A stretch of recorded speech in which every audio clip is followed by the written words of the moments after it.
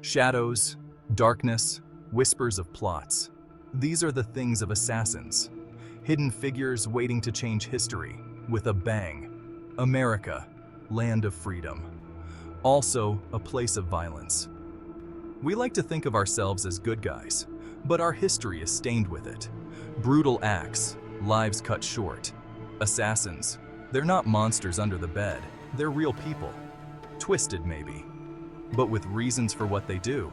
Understanding those reasons, that's the hard part, and it's a job somebody's got to do. So let's get our hands dirty, folks. Dive into the dark side of the American story, the one where good and bad get blurry, where the shadows themselves have a story to tell. 4 presidents, gunned down, each death a gut punch to the nation. Lincoln, Garfield, McKinley, Kennedy. Their faces are on our money, our monuments, but their ends? Brutal reminders that power is fragile. Kennedy, young, charismatic, shot in broad daylight. The image of his blood-spattered wife forever seared into our minds. These weren't just attacks on men.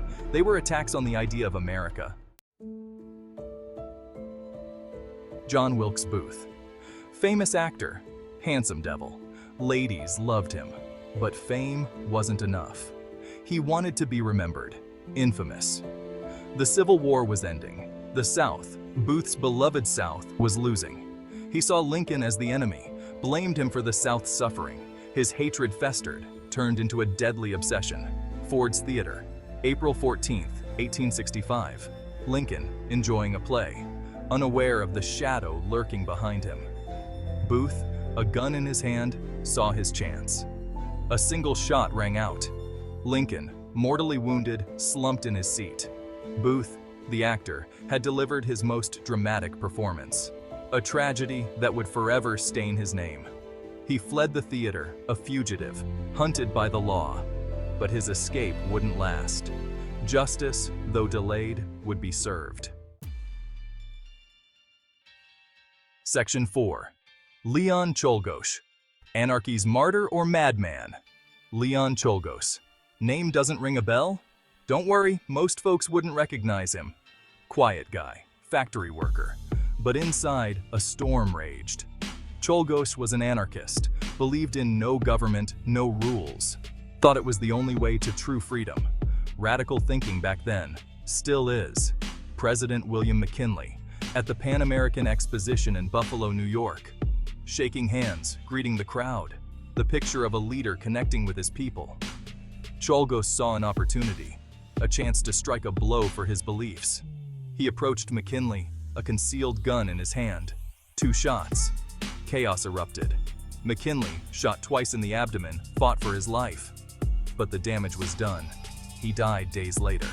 Czolgosz, captured immediately, became a symbol, a martyr for some, a madman for most. Section 5. The legacy of violence. Echoes in history. Assassinations. They leave scars, not just on the victims, on the country too.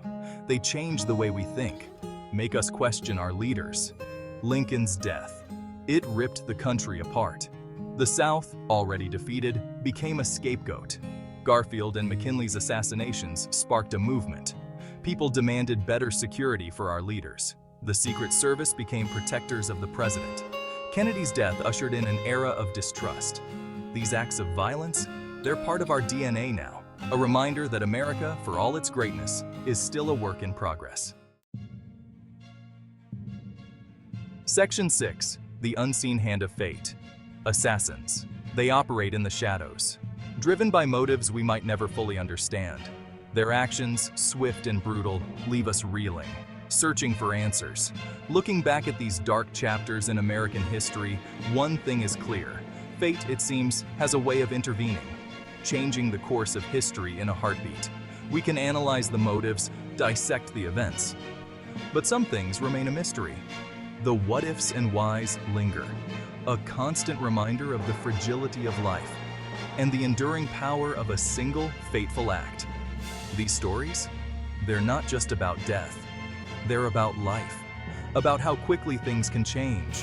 They're a reminder to cherish every moment, Because you never know when the curtain might fall.